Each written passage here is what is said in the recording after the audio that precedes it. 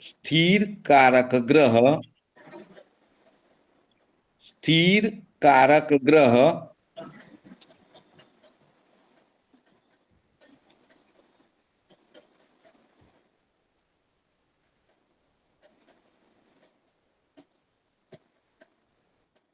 प्रथम भाव से लेके, स्थिर कारक ग्रह प्रथम भाव से लेके 12वें भाव तक, प्रथम भाव से लेके 12वें भाव तक जो भी स्थिर कारक ग्रह होते हैं, जो भी प्रथम भाव से 12वें भाव तक जो भी स्थिर कारक होते हैं, वही वही मेष लग्न में भी स्थिर कारक होते हैं।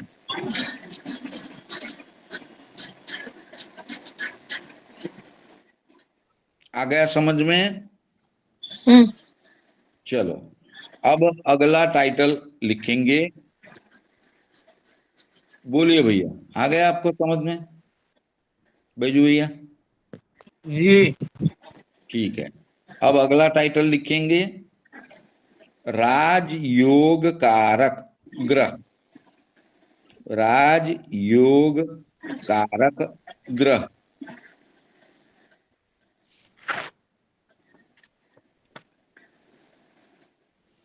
उसमें पहला लिखेंगे, लग्न में, लग्न में मंगल, लग्न में मंगल और शनि, लग्न में मंगल और शनि।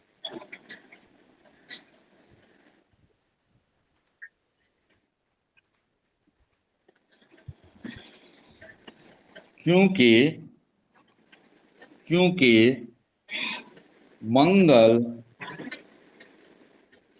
लग्नेश है, मंगल लग्नेश है, और लग्न भाव में, लग्न भाव में मेष राशि का मंगल, मेष राशि का मंगल स्वगृही होने से, स्वगृही होने से तथा लग्नेश हमेशा शुभ करने वाला होता है, तथा लग्नेश हमेशा शुभ करने वाला होता है, इसलिए मंगल जो कि, मंगल जो कि लग्नेश प्रथम केंद्र और त्रिकोण का मालिक है, लग्नेश प्रथम केंद्र और त्रिकोण का मालिक है, उसकी युति, उसकी युति 10वें केंद्र के मालिक शनि, उसकी युति 10वें केंद्र के मालिक शनि से युति 10वें केंद्र के मालिक, हाँ, 10वें केंद्र के मालिक शनि की युति प्रथम भाव में ही है, इसलिए केंद्र त्रिकोण की युति की वजह से, इसलिए केंद्र त्रिकोण की युति की वजह से मंगल शनि की लग्न में ही युति योग कारक, मंगल शनि की युति लग्न में योग कारक बनती है। ठीक है, आ गया समझ में? देखो क्या हो रहा है कि ये लग्न भाव है। पहले हमने पहले सारक ग्रह की डेफिनेशन में ही लिखा कि कुंडली में कोई ग्रह स्वगृही या उच्च का होगा तो सारक ग्रह हो गया। तो यहां मंगल, सूत्र क्या लिखवाया राजयोग कारक में, लग्न में ही मंगल और शनि की युति, तो लग्न में मंगल अपनी ही मेष राशि में स्वगृही हो गए, प्रथम भाव केंद्र और त्रिकोण दोनों में आता है, यानी ये त्रिकोण का मालिक मंगल लग्नेश हमेशा शुभ करने वाला, स्वगृही होके बैठा शुभ ही करेगा। उसके साथ दूसरे केंद्र का 10वें केंद्र का, कुल केंद्र 4 है, 1 2 3 4, तो 10वें केंद्र का मालिक शनि प्रथम केंद्र त्रिकोण में लग्नेश के साथ ही बैठ गया। इसलिए ये मंगल शनि की युति जातक को राजयोग कारक फल देने वाली बनेगी। अब समझने के लिए, मंगल जो है उत्साह तुरंत कार्य करने वाला, शनि जो है पीड़ा वाला, पीड़ा का कारक, पीड़ा ही देता है ना, वो 6वें रोग ऋण का, 8वें मृत्यु का मालिक, 12वें मृत्यु का मालिक। शनि नैसर्गिक रूप से पीड़ा का कारक, मंगल यानी यहां जातक का शरीर, शनि यानी पीड़ा का कारक। तो ऐसे में ऐसे जातक को भी जीवन में चोट लगने के, एक्सीडेंट होने के चांसेस बनते हैं। ठीक है, ये जब जब हम आगे कुंडलियां देखेंगे, फलकथन करेंगे, तब ये काम आने वाला है। गुरुदेव यहाँ पे लेकिन मंगल मंगल और शनि की युति कैसे हो रही है? मतलब त्रिकोण में बैठा है इसलिए, प्रथम भाव क्या केंद्र है? में, मतलब केंद्र में बैठा है इसलिए। प्रथम भाव क्या है? प्रथम भाव मंगल बैठे हैं, मेष है। मेष राशि में स्वगृही हो गए, सारक ग्रह हो गए, लग्नेश हाँ हमेशा शुभ करने वाला होता जी। है ना? तो वो मंगल वहां बैठे हैं। शनि जो है 10वें केंद्र का मालिक हो गया, यानी हाँ केंद्र और त्रिकोण की युति केंद्र में ही हो गई। तो जब केंद्र और त्रिकोण के मालिकों की युति केंद्र या त्रिकोण में होती है, तो वो योग कारक युति बनती है। ये भैया जी वो त्रिकोण कहाँ रहा वो 10वें में, वो तो केंद्र रहा ना। केंद्र, दोनों केंद्र हो गए। 10वां केंद्र है, प्रथम भाव जो है वो केंद्र और त्रिकोण दोनों में आता है ना, हाँ त्रिकोण में जी आता है, जी जी ठीक है जी ठीक जी है। जी। इसलिए। अब समझ आया मेरे को, यही हाँ, कंफ्यूजन। ठीक है। जी। अब दूसरा लिखेंगे,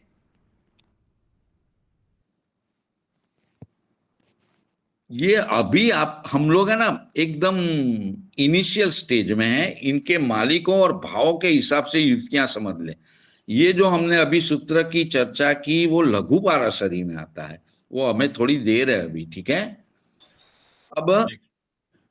10वें भाव में गुरु, 10वें भाव में गुरु और शनि,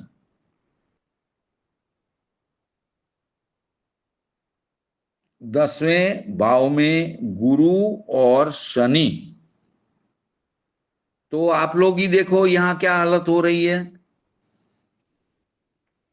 मैंने पहले भी बताया कि केंद्र का मालिक शनि था, पहले त्रिकोण का मालिक, पहला भाव जो है केंद्र त्रिकोण दोनों में आता है, जब उसकी युति मंगल से हुई केंद्र और त्रिकोण में, यानी प्रथम केंद्र में हो गई, तो वो राजयोग कारक बन गई। इसी प्रकार यहां गुरु देखो, मैंने क्या लिखवाया, 10वें भाव में गुरु और शनि, तो गुरु जो है 9वें त्रिकोण का मालिक है, हमेशा शुभ करने वाला, त्रिकोण के मालिक हमेशा शुभ फल देते हैं। तो गुरु यहां शुभ ग्रह की श्रेणी में आ गया, उसकी युति 10वें ही भाव में, उसका मालिक कौन होता है 10वें भाव का मालिक मेष लग्न में? शनि। यानी जब कोई ग्रह, पहला ही लिखवाया मैंने, मेष अथवा मेष लग्न की कुंडली में कोई ग्रह स्वगृही या उच्च का होगा तो वो सारक ग्रह कहलाएगा। अब शनि यहां सारक ग्रह हो गए, क्योंकि वो 10वें केंद्र में स्वगृही मकर राशि के बैठे हैं। उसी के साथ 9वें त्रिकोण के मालिक गुरु की युति उसी भाव में हो गई, 10म भाव में। सूत्र क्या लिखवाया, 10वें भाव में गुरु और शनि की युति, तो गुरु यहां 9म भाव के मालिक होके शुभ करने वाले, और शनि उसी भाव के मालिक उसी जगह बैठे स्वगृही हो गए, तो वो सारक ग्रह हो गए। यानी दो अच्छा करने वाले ग्रह की युति त्रिकोण और केंद्र के मालिक, त्रिकोण का मालिक कौन? गुरु। केंद्र का मालिक कौन? शनि। इनकी युति वापस से केंद्र में आ गई, इसीलिए 10वें भाव में गुरु और शनि की युति राजयोग कारक बन जाएगी। आ गया समझ में?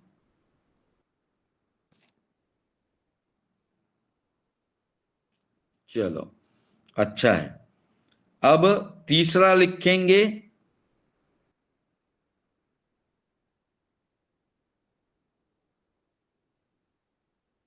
11वें भाव में, 11वें भाव में मंगल और शुक्र, 11वें भाव में मंगल और शुक्र,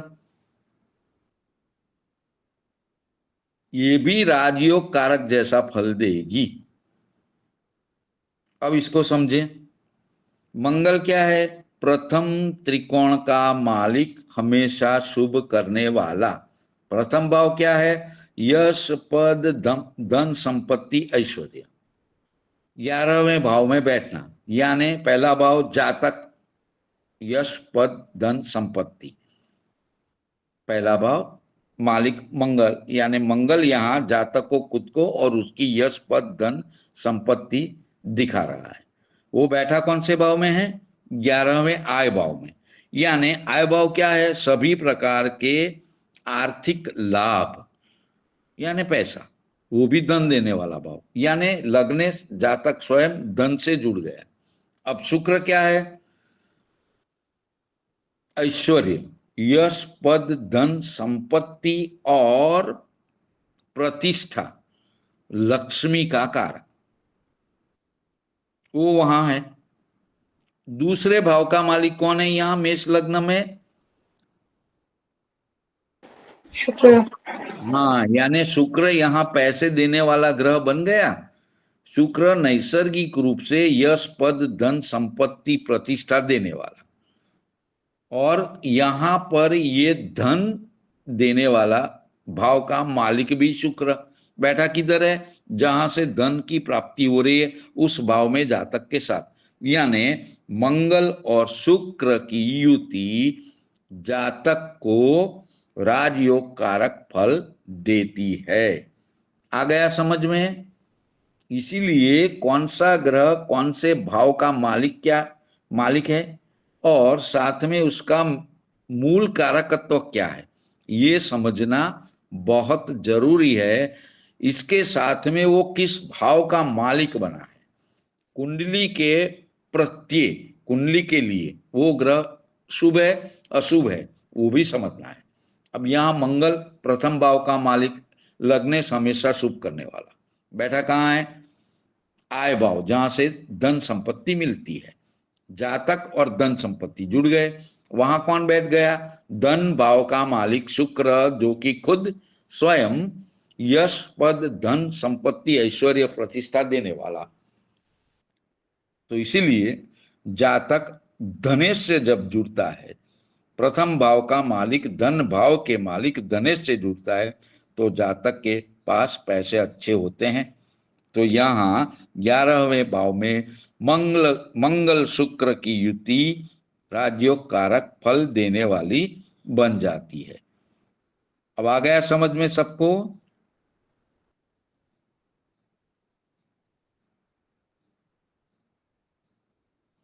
चलो अगला लिखेंगे।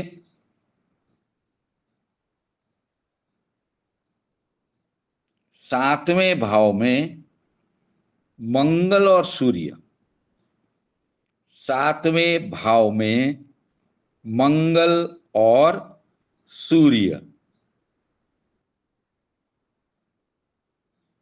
तो 7वें भाव में मंगल, यानी तुला राशि का मंगल हो गया। मंगल की दृष्टि कितनी होती है? 3, चौथी, 7वीं और 8वीं। 7वीं दृष्टि से मंगल अपने ही घर मेष राशि को देख रहे हैं, यानी लग्नेश का लग्न भाव को देखना, लग्न मजबूत बनता है। इसमें जातक को लग्नेश क्या होता है? यश, पद, धन, संपत्ति देने वाला। प्रथम भाव का मालिक लग्नेश हमेशा शुभ करता है। ये तुला राशि में बैठ के अपने भाव को देखेगा। सूर्य क्या है? पंचम भाव का मालिक। पंचम और नवम भाव के मालिक शुभ फल प्रदान करते हैं। पंचम भाव क्या है? आकस्मिक धन, संपत्ति, विद्या और संतान। तो सूर्य यहां आकस्मिक धन संपत्ति देने वाला ग्रह अपनी मित्र मंगल के साथ बैठ के अपने मित्र के घर प्रथम भाव को ही देखेगा। पांचवें भाव से धन संपत्ति देने वाला सूर्य है, मित्र मंगल के साथ बैठा है और वो अपने मित्र के घर प्रथम भाव मेष राशि को देख रहे हैं। मंगल भी यश, पद, धन प्राप्ति। मंगल जातक खुद पंचम भाव से सूर्य संपत्ति देने वाला ग्रह, जातक संपत्ति से जुड़ा रहता है। ये मंगल सूत्र की मंगल सूर्य की 7वें भाव में युति भी राजयोग कारक बना देगी। अब 7वां भाव क्या है? काम क्षेत्र। पुरुष की कुंडली पत्नी, पत्नी की कुंडली पति। पंचम भाव का मालिक सूर्य अग्नि तत्व का, मंगल अग्नि तत्व का, तो 7वां भाव जीवन साथी का है। ऐसे में कह सकते हैं कि पत्नी बहुत गुस्से वाली, क्योंकि सूर्य मंगल का जो योग होता है वो अंगारक योग भी कहा जाता है, तो जीवन साथी गुस्से वाला होगा। सूर्य है प्रतिष्ठा है, जीवन साथी प्रतिष्ठित घर से या खुद प्रतिष्ठित व्यक्ति हो सकता है। आ रहा है समझ में? ऐसे फल कथन में जब हम ग्रह कहाँ का मालिक है, उसका मूल कारकत्व क्या है, किस भाव को रिप्रेजेंट कर रहा है, ये जब समझेंगे तभी हम बता पाएंगे। तो यहाँ मंगल और सूर्य का कैसे मेरे को समझ नहीं आया। क्या सूर्य समझ कैसे नहीं, मंगल को देख रहा है? क्या समझ नहीं आया? सूर्य मंगल को कैसे देख रहा है? सूर्य मंगल के साथ 7वें भाव में बैठा है। वो तो शुक्र है। मालिक शुक्र है ना? मैंने क्या लिखवाया? 7वें भाव में, 7वें भाव में मंगल और सूर्य। हाँ, तो वो वहां बैठ गया है, मित्र के साथ बैठा है। सूर्य मंगल मित्र है। और सूर्य की कौन सी दृष्टि होती है? सूर्य की तो 7वीं दृष्टि। हाँ, तो वो प्रथम भाव जो मंगल का खुद का घर है उसको देखते हैं, अपने मित्र का घर है। तो समझ नहीं आया ये सूर्य कैसे आया यहाँ?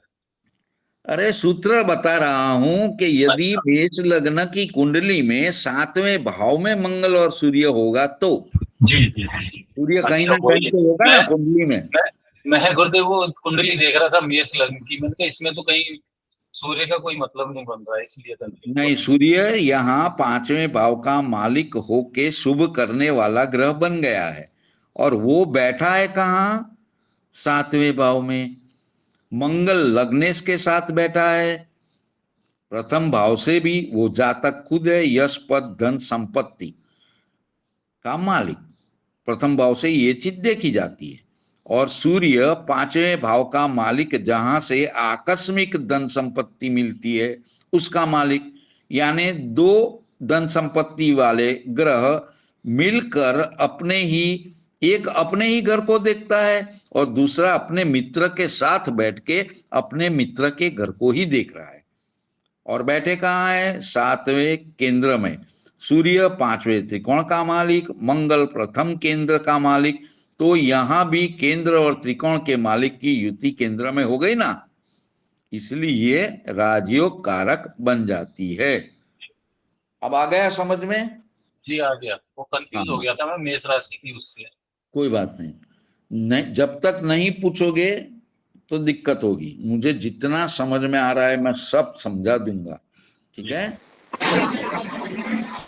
अब नवम भाव में, नवम दूसरा सूत्र, नवम भाव में नवम भाव में नवम भाव में गुरु और शुक्र की युति, नवम भाव में गुरु और शुक्र की युति। तो देखो नवम भाव क्या है? त्रिकोण। मालिक कौन है? गुरु महाराज स्वयं। धनु राशि है ना नवम भाव में, उसके मालिक वहां ही बैठे हैं। त्रिकोण का मालिक त्रिकोण में, और भाग्येश का मालिक, नवम भाव भाग्य भाव है, उसका मालिक भाग्य में बैठना जातक को बहुत भाग्यशाली बना देता है। भाग्य का मालिक का भाग्य भाव में बैठना जातक को भाग्यशाली बना देता है। गुरु धन का कारक भी है ना। हमने अभी थोड़ी देर पहले स्थिर कारक देखें तो गुरु दूसरे भाव का, धन भाव का कारक, पांचवा आकस्मिक धन संपत्ति का कारक, स्थिर कारक गुरु, 11वां सभी प्रकार के आर्थिक लाभ का कारक, स्थिर कारक गुरु। यानी गुरु यहां भाग्येश बन के भाग्य में बैठे और धन के कारक भी हैं। नवम भाव के मालिक होने से, नवम त्रिकोण भाव के मालिक होने से गुरु यहाँ शुभ करने वाले बन गए, धन का कारक है तो धन के बारे में ये बहुत शुभ करेंगे। भाग्य है तो भाग्योदय के बारे में भी शुभ करेंगे। अब शुक्र क्या है? धन भाव का मालिक है, दूसरा भाव है ना। शुक्र मालिक कौन से भाव के हैं? मेष लग्न में दूसरे और सातवें। दूसरा धन का मालिक, यानी यहां दो धनदायक ग्रह नवम भाव में बैठ गए, है ना। दूसरे भाव का मालिक शुक्र, धन का कारक गुरु, और भाग्य भाव का मालिक भी गुरु। स्वगृही हो गया, शुभ करने वाला हो गया। नौवें भाव का मालिक है इसलिए उसको हमेशा शुभ भी करना है, तो गुरु शुभ ही हो गए। उसके साथ धन का मालिक शुक्र बैठ गया।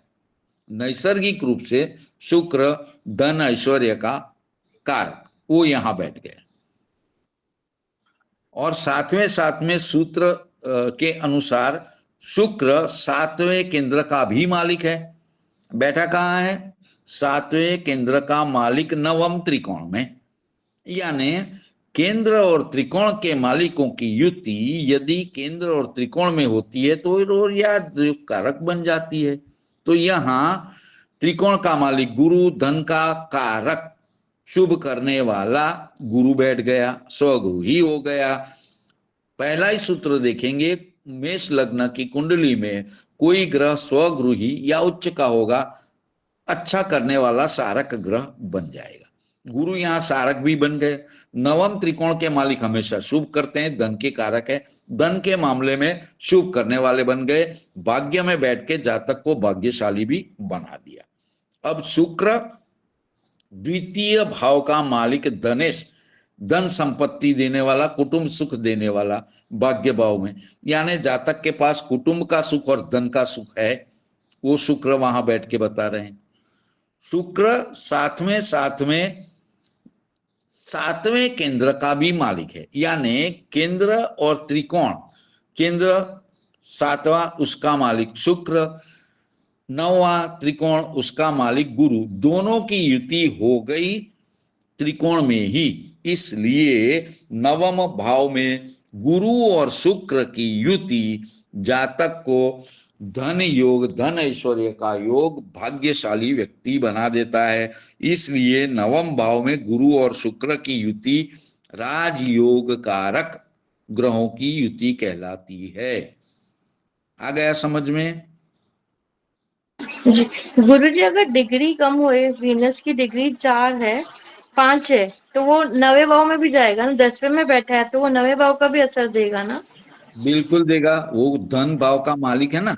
हाँ, तो अभी 11वीं राशि है, 9th हाउस में बैठे हैं। 9th हाउस में 11वीं राशि है, ठीक है। उसमें जुपिटर, गुरु और केतु है, और वीनस कम डिग्री होके पीछे भी आ रहा है, तो ये भी राजयोग कहलाएगा।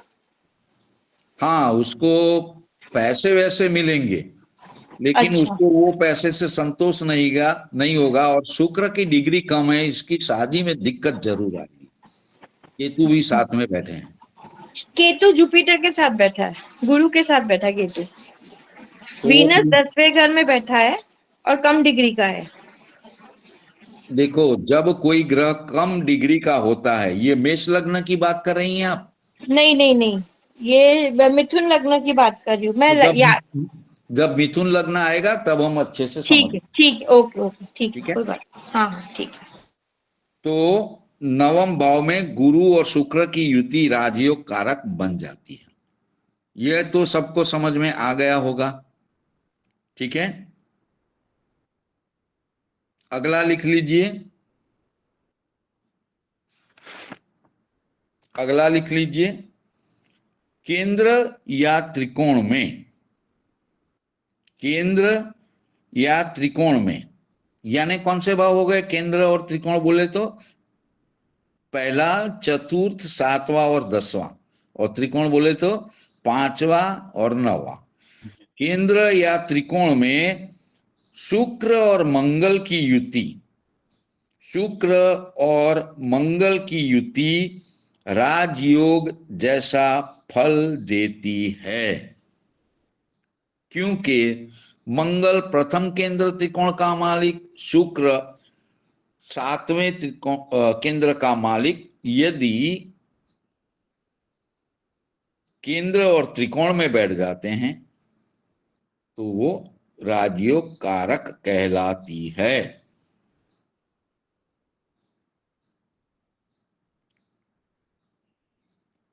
केंद्र या त्रिकोण में शुक्र और मंगल की युति,